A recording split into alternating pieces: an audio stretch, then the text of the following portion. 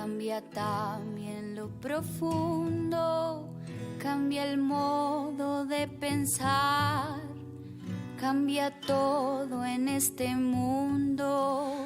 Cambia el clima con los años, cambia el pastor su rebaño, y así como todo cambia, que yo cambie no es extraño.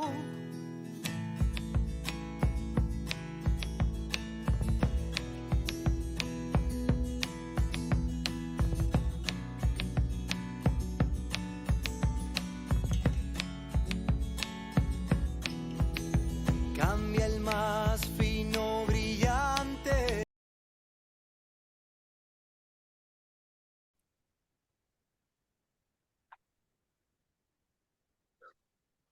Amigos, amigas de Todo Cambia. Esta mañana nos acompaña desde su lugar de residencia, Buenos Aires, Argentina, una invitada muy especial, la doctora Verónica Molina, médico, psicoterapeuta integrativa y especialista en abordaje integrativo y sistémico de la salud, entre otras especialidades. Bienvenida, doctora Verónica, a este programa de aprendizajes vitales para el desarrollo humano. Queremos que te sientas como en casa y deseamos que no sea la única vez que puedas acompañarnos. Gracias por darte este espacio de tiempo para aceptar nuestra invitación. Sabemos de las muchas ocupaciones y proyectos que desarrollas. Muy buenos días, doctora. Muy buenos días a todos y muchas gracias. Estoy muy contenta de compartir con ustedes este momento y comunicar un poco sobre lo que estoy trabajando, investigando a través de toda la red que ustedes han generado y que cuidadosamente sostienen. Así que muchas gracias por la invitación. Gracias. Estamos también con Edgardo Cárdenas, profesor de filosofía, terapeuta, coach y constelador familiar. Buenos días, Edgardo. Buenos días, Salvador. Buenos días, doctora Verónica. Gracias por aceptar nuestra invitación y esperamos que sea una tertulia muy enriquecedora. Gracias. Gracias a ustedes. Doctora Verónica, toda la actividad que desarrolla, por lo que hemos podido saber por un abordaje integral de la persona como médico no se ha conformado con una única perspectiva, sino que se ha enriquecido con distintas miradas. Por favor, cuéntenos cómo ha sido este proceso personal, cómo empezó y qué le ha llevado a una mirada tan amplia con la que hoy nos enriquece. Bueno, qué hermosa pregunta. Creo que el proceso comenzó a través de la medicina. Yo soy médica como profesión de base y siempre cuento que la medicina para mí, como también los padres, en general en las familias, la medicina me dio mucho, pero también habían cuestiones que faltaban, tanto en la formación médica como en el rol de asistencia, ¿no? En el rol de cuidadora de otros en términos de la salud. Y esto que faltaba tiene que ver sobre todo con la mirada tan técnica que se ha desarrollado en la medicina hoy, que por un lado es muy bueno, ¿no? Porque la medicina hoy tiene posibilidad de ayudar y de acompañar y resolver situaciones de enfermedad que antes eran incurables, ¿no? Entonces la medicina ha tenido avances increíbles en los últimos 100, 150 años y la tecnología sigue ofreciendo posibilidades muy valiosas, pero quizás también a expensas de lo que yo considero una de las matrices del acompañamiento, de la vocación médica, que es la mirada humana, ¿no? De alguna forma, ese médico de antes, que era alguien que miraba a la persona en su contexto, en su situación particular, en su familia, y que podía naturalmente, ¿no? Por el tipo de mirada que tenía y de conversación que proponía, podía naturalmente alojar a una persona que estaba viviendo una dolencia y desde ahí también mirar y operar. Esto hoy por hoy es mucho menos frecuente, ¿no? El médico está muy exigido, hay poco tiempo para atender a los pacientes, está todo puesto sobre la enfermedad y sobre cómo descubrir qué es y cómo resolverlo, ¿no? Y la mirada sobre la persona ha quedado muy relegada. Entonces, esto a mí me pasó también con la medicina. Cuando me recibí de médica, mi primera especialidad fue medicina interna, y fue un gran shock, porque para mí encontrarme con una persona que traía una dolencia era encontrarme con una persona, primero que nada, ¿no? Y me encontré con que no tenía tiempo de escucharlos, porque tenía un paciente cada 10 o 15 minutos. Me encontré con que tenía que resolver rápido las cosas, y de pronto yo necesitaba acompañar a una persona, ¿no? Primero, y desde ahí ver cómo era mejor abordar eso que lo traía. Y me di cuenta en todos los años que ejercí como médica, que en muchos casos las personas se aliviaban por el solo hecho de tener un rato de conversación, ¿no? Conmigo, que yo era una médica que los recibía en una guardia de pronto, en un consultorio, ¿no? Y ahí también le di mucho valor a esto, que en mí era una búsqueda natural, tiene que ver con mi vocación. Para mí la vocación de ayuda es como la esencia de mi trabajo, y después los instrumentos pueden haber variado, ¿no? Hoy trabajo como psicoterapeuta y tengo otros instrumentos, pero la vocación fue la misma desde el principio, y sentí que necesitaba respetar eso que para mí era tan importante, ¿no? Acompañar esa vocación de escuchar y de aliviar el sufrimiento humano, aunque los recursos fueran diferentes.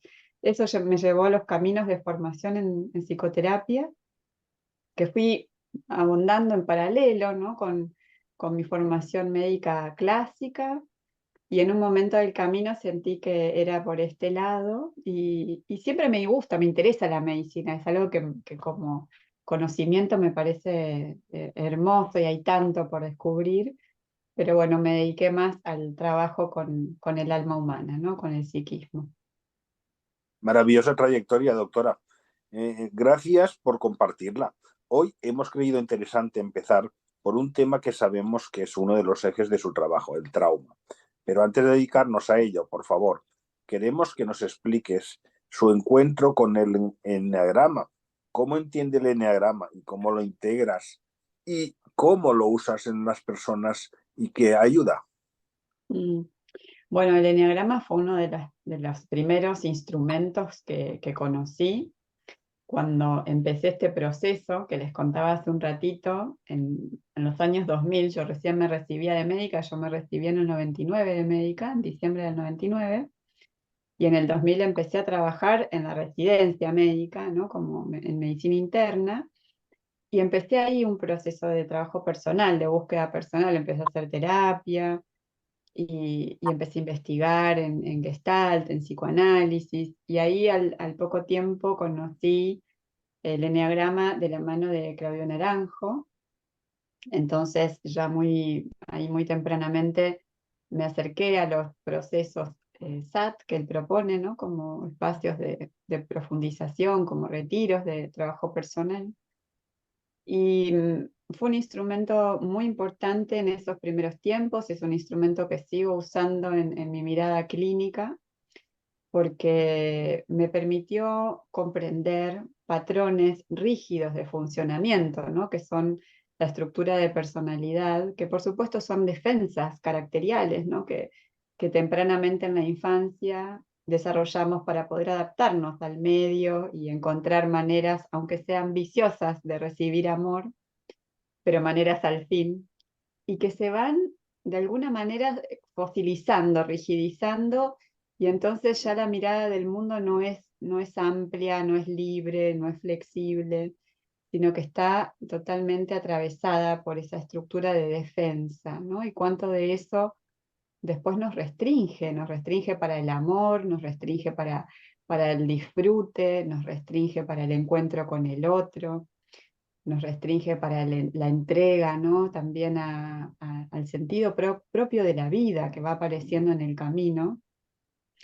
y, y cuánto también de esto se dan las interacciones con otros. Me fue muy importante también el eneagrama para comprender muchas veces desde dónde el otro también mira, habla, se posiciona, actúa, ¿no? Y comprender que en esto no hay nadie exento, que todos tenemos una estructura rígida que nos protegió, pero que hoy nos restringe.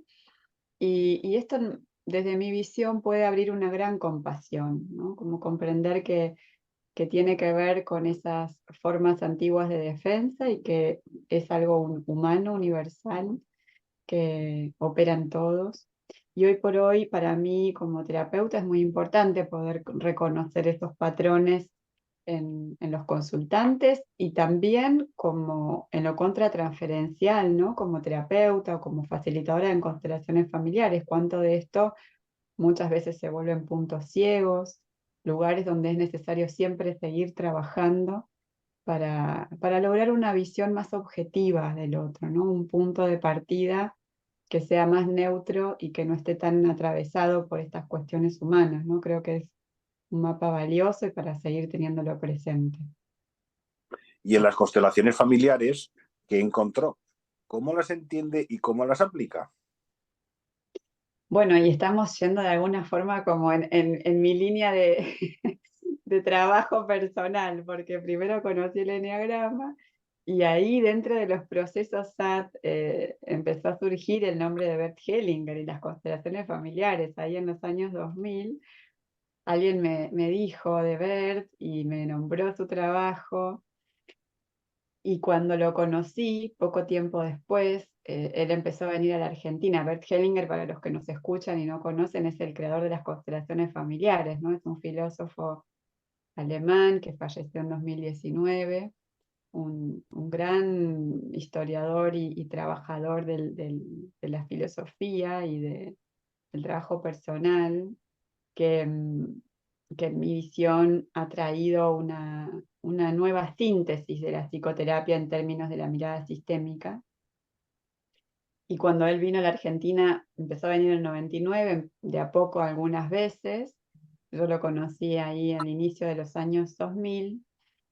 Y para mí fue tan revelador ver su trabajo, porque me impactó mucho emocionalmente, ¿no? Ver cómo en poco tiempo y con qué profundidad él podía acceder y acompañar a la persona que estaba consultando a lugares tan íntimos, esenciales y verdaderos de lo que le ocurre a esa persona y a ese sistema familiar.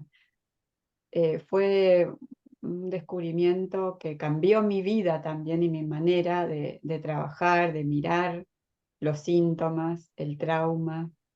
Fue un momento bisagra, ¿no? Y al poco tiempo decidí estudiar constelaciones familiares, no sabía bien para qué, pero fue un llamado interno muy fuerte que seguí.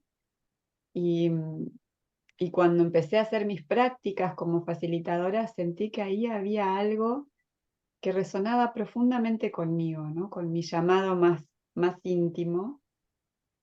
Así que, bueno, empecé a hacer prácticas y a hacer talleres y, y a formarme también en lo que yo veía que dentro de las constelaciones familiares eran temas que estaban confluyendo con lo que en una constelación se abre o se muestra, pero que no estaban tan profundizados desde el campo teórico de las constelaciones, que hacía falta como estudiar por fuera, ¿no? Para enriquecer el trabajo. Ahí vino el trabajo con el trauma individual, el trauma sistémico.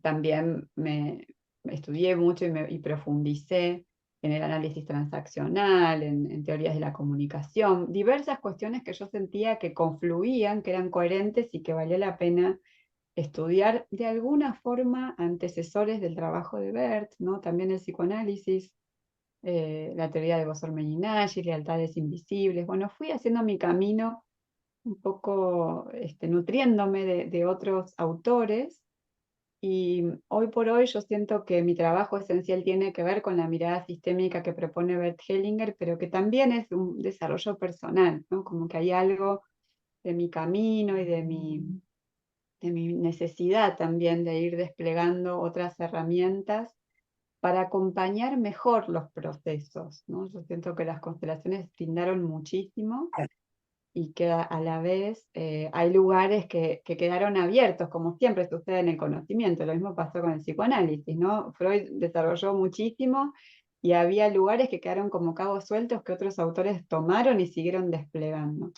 Y creo que en constelaciones familiares pasa lo mismo y bueno, y he trabajado mucho en el concepto del trauma y el trauma de desarrollo también en particular, y una mirada diferente que tiene que ver con lo que propuso Bert Hellinger en sus inicios sobre la salud y la enfermedad, ¿no? Esos son como mis 3 campos de especialidad del último tiempo.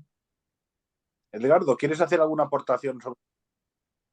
Sí, bueno, la verdad, doctora Verónica, es que me gustaría subrayar, sobre todo para nuestros escuchantes, el tema de cómo en el programa queremos, desde un principio, nuestro objetivo ha sido saberes y aprendizajes para la vida, para el desarrollo personal. Hemos ido, pues, presentando los diversos abordajes y a la vez que íbamos haciendo camino, porque estamos aquí por una llamada humana, eh, hemos ido encontrando el eneagrama, lo estamos poquito a poquito con Gema y Gonzalo aprendiendo.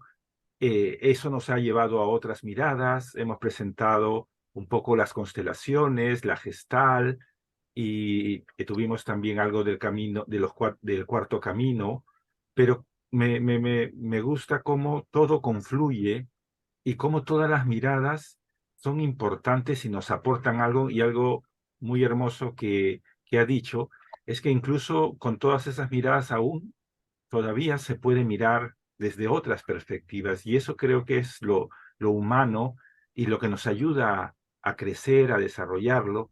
A la vez también Argentina siempre ha sido como la madre del desarrollo psicológico a nivel, y cada vez nos vamos encontrando más, ¿no? En este lugar que es la radio, que es el podcast, vamos encontrándonos más allá de lugares, más allá de nacionalidades. Todos estamos buscando ese nivel de conciencia mayor, y además aporta esa mirada hacia el tema de la salud, que también me llama la atención, porque nosotros empezamos justamente por el tema de la pandemia, ¿no? Que seguramente también nos ha dejado pues una gran enseñanza, que ojalá la podamos seguir tomando, ¿no? Porque a veces pensamos que ya pasó. Y en ese sentido, pues agradecerle y llamar la atención a nuestros escuchantes, ¿no? Cómo ese conjunto de miradas necesita constantemente siempre enriquecerse. Sí, sí, totalmente. Y creo que es importante mantener viva esa llama de la búsqueda, Ujú. porque los procesos sociales también requieren, y creo que vos hablaste de la pandemia recién, creo que estamos en un tiempo muy especial, ¿no? Sobre todo a partir de lo vivido por toda la humanidad en esta experiencia de estrés o de trauma social. Se ha abierto mucho más la mirada respecto del trauma y del trauma colectivo, que son conceptos que no son nuevos. Hay mucha investigación e historia en relación a este tema, pero hoy por hoy están apareciendo con mucha más claridad, y creo que esto también tiene que ver con lo que traías, ¿no? El campo de conocimiento que va necesitando aparecer y desplegarse, ¿no? Como si nosotros no somos los que creamos el conocimiento. Nosotros estamos en sintonía con algo que nos va permitiendo acceder a ese conocimiento. No es nuestro, está ahí, sino que se dan de pronto las condiciones cuando las personas tienen la apertura y la disponibilidad para que ese material aparezca y se pueda reconocer, ¿no? Y de alguna forma plasmar en textos, en comprensiones que quedan para toda la humanidad. Y creo que hoy también estamos en ese punto de mucha creación de contenidos nuevos y necesarios de trabajar. Habéis dado diferentes pinceladas, doctora, sobre el trauma, y aunque es una palabra que no puede ser agradable de tratar, sin embargo, de cierta forma ¿Todos somos personas traumatizadas y a veces puede ser que no lo sepamos? Claro. Sí, bueno, es un concepto importante el que trae Salvador, ¿no? El trauma como expresión, como definición, uno de los primeros que lo nombran en relación al trauma psíquico es Sigmund Freud, ¿no? Y él, en ese momento, cuando describe el concepto de trauma, lo describe en plena Primera Guerra Mundial, ¿no? En realmente una Europa en medio de la gran crisis de la guerra y recibiendo gente que estaba viviendo lo que hoy conoceríamos como estrés postraumático, trauma de guerra, claramente situaciones de un nivel de violencia y de virulencia muy grandes, ¿no? Y en una sociedad muy tocada por todas estas experiencias. Esto es lo primero que se describe como traumático, algo, una experiencia que tiene un quantum de energía tan enorme que fractura la estructura del yo, decía Freud, ¿no? Entonces los primeros conceptos tienen que ver con que no todas las personas viven esto, algunas personas les tocan destinos difíciles así, como atravesar una guerra, una dictadura, secuestros, torturas, violaciones, ¿no? Son experiencias de algunas personas. Pero hoy por hoy vemos que muchas de estas cuestiones, sobre todo en su forma de presentación clínica, no obedecen solo a esas personas que han vivido experiencias tan trágicas, sino que de pronto muchos de nosotros, el común de los seres humanos, puede tener síntomas como insomnio o ansiedad o trastornos de alimentación o adicciones y pueden estar relacionados con experiencias que no han sido tan enormes en su quantum de energía, pero que para esa persona fueron desbordantes en el momento en que ocurrieron. Entonces la definición de trauma cambió y se horizontalizó, ¿no? Esto que dice Salvador, de pronto hoy vemos que todos tenemos posibilidades de haber vivido experiencias de trauma, porque el trauma no es tanto lo que pasó, sino es cómo nosotros hemos podido digerir y abordar una experiencia que fue abrumadora en su momento. Doctora, en sus años de trabajo, ¿qué le ha enseñado sobre el trauma, el trabajo con herramientas como el eneagrama y las constelaciones?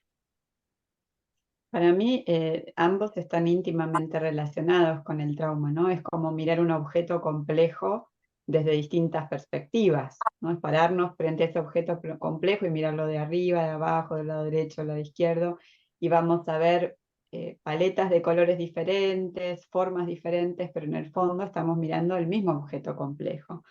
Cuando hablamos del eneagrama, estamos hablando de estructuras de defensa, ¿no? Hablamos de la personalidad, de características de personalidad que se instalan en la infancia y en la adolescencia, y que cuando decimos que algo se rigidiza, como es el caso de la estructura de personalidad, de alguna manera ya estamos nombrando lo traumático, porque lo traumático es aquello que ya no puede fluir, es aquello que queda como frenado, paralizado, ¿no? Imposible de modificar por sí mismo. Requiere de la conciencia y del trabajo personal para que esto que es como una foto se vuelva a convertir en una película con dinamismo, con novedades, con capacidad creativa, ¿no? Entonces, cuando miramos la estructura de personalidad, estamos mirando de alguna manera aquello que ocurrió, que fue traumático, y que deja una especie de fotografía de ese evento, ¿no? Y de la forma en que pudimos salir adelante de ese evento, por supuesto con el costo alto de perder la inocencia o de perder la creatividad o la capacidad de fluir con la vida, que se puede recuperar, y esa es la buena noticia, ¿no? Que el trabajo personal, la conciencia, la mirada sobre uno mismo, va permitiendo que esas escenas traumáticas que armaron la estructura se puedan ir sanando en el mundo interno, y de esa manera no vamos a dejar de tener personalidad, porque la personalidad es necesaria, pero vamos a estar menos atrapados en la estructura, más flexibles, ¿no? Más saludables.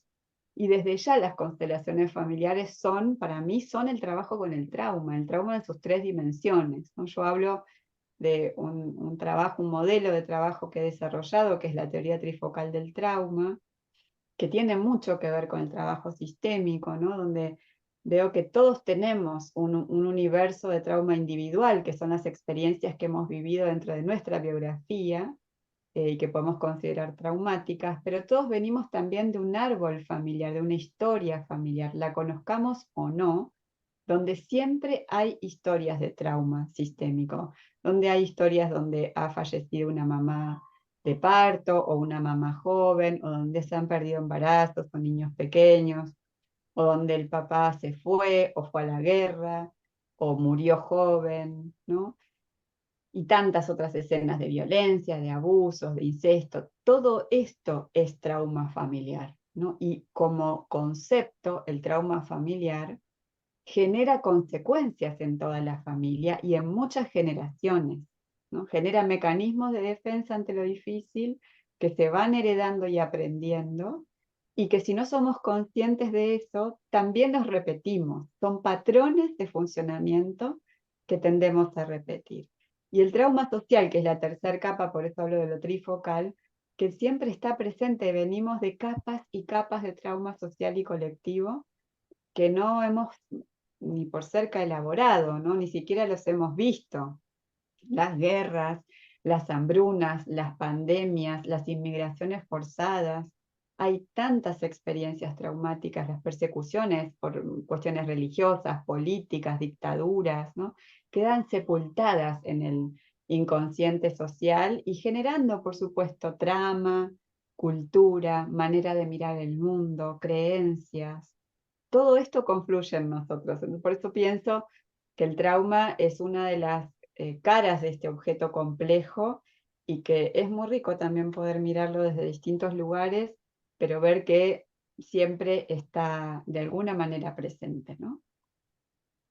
Doctora Verónica, en la actualidad, en la vida llamada moderna, vivimos cada vez aparentemente mejor.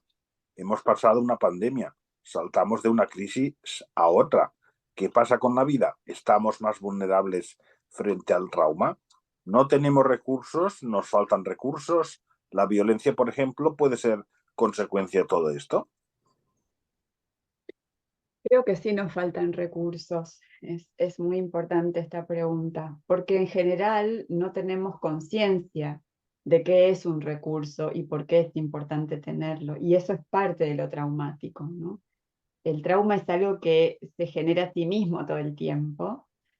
Primero porque yo siempre digo que padres traumatizados generan lazos inestables, con lo cual generan trauma y dejan de ser un recurso para sus hijos, ¿no? Y esos hijos que ya están de nuevo traumatizados vuelven a proponer la misma dinámica si no pueden hacer un trabajo personal con ellos mismos, ¿no? Y parte de esas dinámicas traumáticas tienen que ver con no poder sentir el cuerpo, no poder abrirse al mundo emocional de un modo saludable, no poder conectarnos con el disfrute también de un modo saludable, o con la capacidad de avanzar, de armar proyectos o de generar situaciones vitales, creativas, ¿no? Todos estos son recursos, con lo cual un recurso es en sí misma una posición y una posibilidad saludable que requiere en nosotros una mirada creativa, y se va recreando a sí misma, ¿no? Entonces, los recursos son esenciales para la propia salud, para la salud social, familiar, y cuando los recursos no están, quedamos muchas veces atrapados en aquellos mecanismos, en aquellas situaciones que se repiten a sí mismas, como por ejemplo la violencia, ¿no? La violencia es una manera muchas veces de lidiar con la diferenciación, con el límite o con la escucha propia, una manera disfuncional, ¿no? Porque no hemos aprendido a gestionar esto sanamente de niños en nuestro ambiente familiar, ¿no? Es una trayectoria muy antigua la que tiene la violencia en nuestras historias familiares y sociales, donde hemos aprendido el mal uso de la violencia y no hemos aprendido la buena gestión de la agresividad, ¿no? Entonces, sí tiene que ver con los recursos, pero también tiene que ver con todo esto que está de fondo. Muy interesante todo lo que nos estás compartiendo. ¿Es posible que nos hagas algún tipo de ejercicio práctico en el poco tiempo que nos queda que nos ayude en este tema? ¿O qué recomendaciones nos puedes hacer para ayudar a las personas? Siempre queremos dejar herramientas que nuestros escuchantes puedan utilizar en sus propias vidas. Bueno, cómo no. Bueno, quizás podemos hacer un ejercicio juntos, si les parece, en búsqueda de estos recursos, ¿no? Que creo que es una de las cuestiones que, bueno, que por ahí son sencillas de lograr y que aportan mucho y que muchas veces no hacemos. Así que los invito a sentarse cómodos, a apoyar los pies en el piso, la espalda en la silla y conectarnos un ratito con las sensaciones del cuerpo. Si quieren pueden cerrar un instante los ojos para poder sentir el cuerpo, percibir las emociones, las sensaciones que están presentes ahora.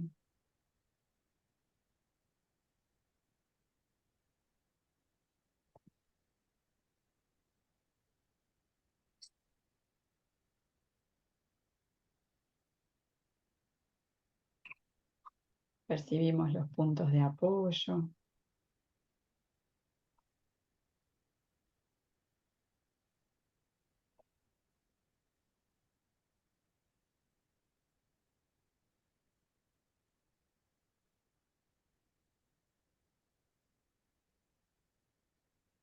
Y percibimos esa presencia del cuerpo en este momento, el espacio que ocupa nuestro cuerpo, el peso que puede entregar a la silla.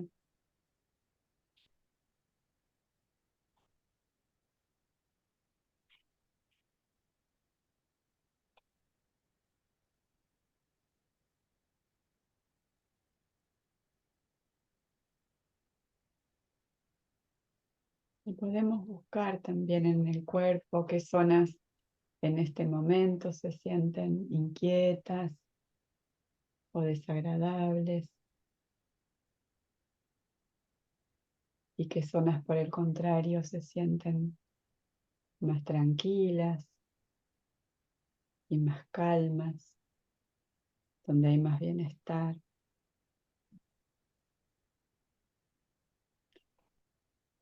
Y sentimos ambas, tanto el bienestar como la tensión, sin poner la atención en ninguna en particular, sino pudiendo alojar todo en este momento,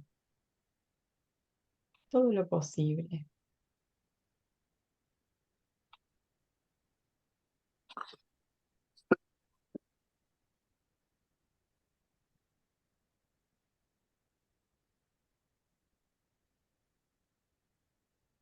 Y vamos a buscar en el cuerpo alguna de esas zonas que sientan agradables. Y vamos a dejar nuestra atención ahí. Puede ser las manos, los pies, el pecho, el rostro. Percibiendo esa zona de más bienestar.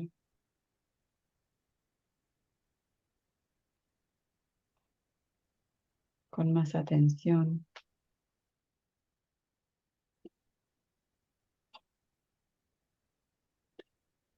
Y podemos imaginar que de esa zona emana un color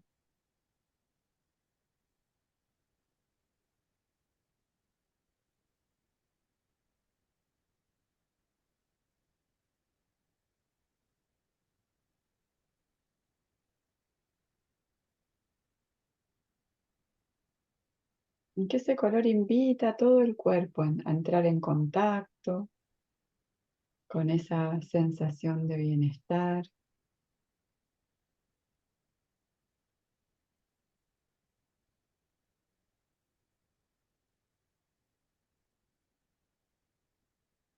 Y que el resto del cuerpo puede ir resonando.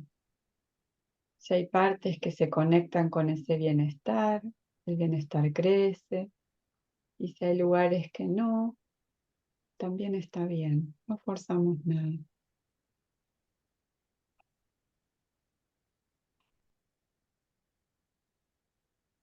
Y pueden percibir de nuevo todo su cuerpo. Qué cambios hay cuando nos conectamos con el bienestar que aparece ahí espontáneamente. Si algo se alivió.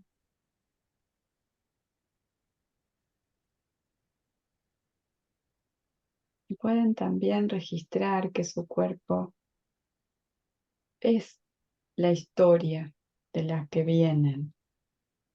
Que en su cuerpo también están todas las experiencias vividas por sus ancestros. Toda la inteligencia familiar, la creatividad, el impulso de vida, todo aquello que sostuvo el desarrollo y la vida en la familia está en ustedes. Toda la sabiduría ancestral está en el cuerpo. Y pueden también ahora conectarse con esa sabiduría. Quizás a través de una palabra de la familia de mi mamá, qué cualidad me viene, qué recibo de ellos, fortaleza, vitalidad, alegría, dignidad, amor, confianza.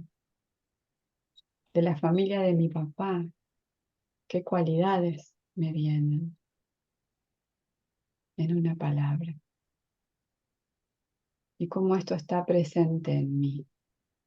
Cómo puedo tomar estas cualidades para mi vida.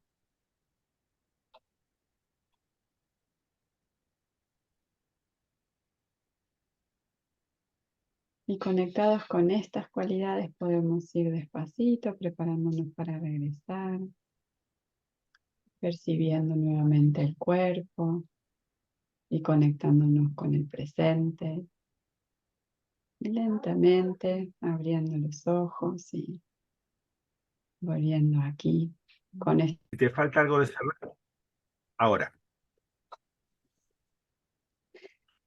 Bueno, y vamos entonces preparándonos lentamente para regresar, conectándonos con el espacio donde estamos y moviéndonos suavemente.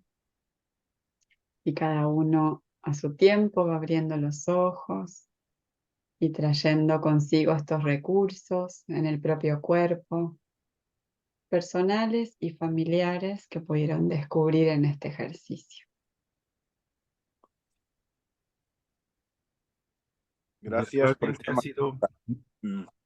Habla, Salvador.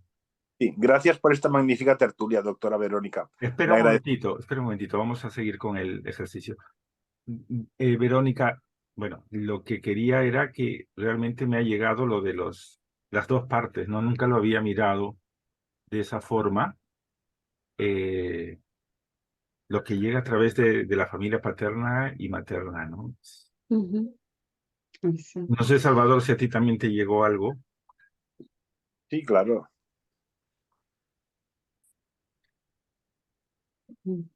Eso está ahí y lo que ha dicho la doctora, pues está ahí, tú no lo puedes evitar, sale. Me ha conectado verdaderamente. Gracias. Bueno, bueno, gracias. Muchas gracias a ustedes también por abrir este espacio y llevar estas posibilidades a la comunidad. Parece muy importante que estos recursos puedan circular, ¿no? Para todos, porque el trabajo colectivo es esencial para los próximos tiempos. Pues vamos a terminar ahora ya el cierre del programa, si te parece. Gracias por esta magnífica tertulia, doctora Verónica. Le agradecemos todo lo que nos ha compartido y el cariño con lo que has hecho.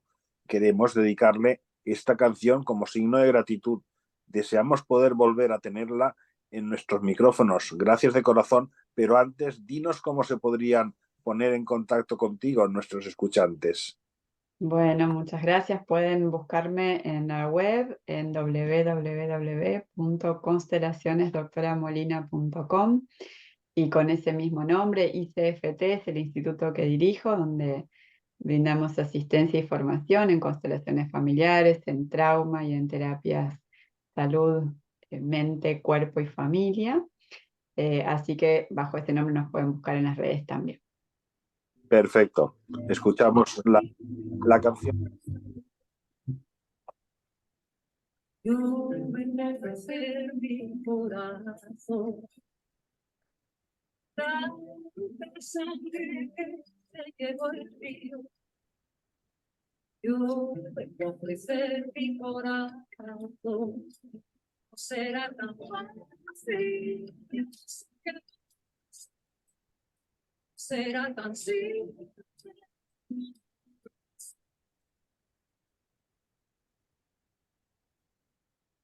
Perfecto. Vamos a terminar el programa. Amigos, amigas de Totum Revolutum, la doctora Verónica nos habló del trauma desde una perspectiva multidisciplinar. En Todo Cambia queremos aportarte diversas miradas y diversos temas que te enriquezcan y puedan enriquecer tu desarrollo personal. Sin embargo, eres tú quien decide la vida que quieres tener. Te acompañamos en este caminar. Sigan con nosotros y atrévete a transformarse en el ser que te ha llamado la vida. Gracias, doctora Verónica. Gracias, Edgardo. Muchas gracias a ustedes por la invitación y con mucho gusto nos reencontramos cuando consideren. Cambia también lo profundo, cambia el modo de pensar, cambia todo en este mundo. Cambia el clima con los años, cambia el pastor su rebaño, y así como todo cambia, que yo cambie no es extraño.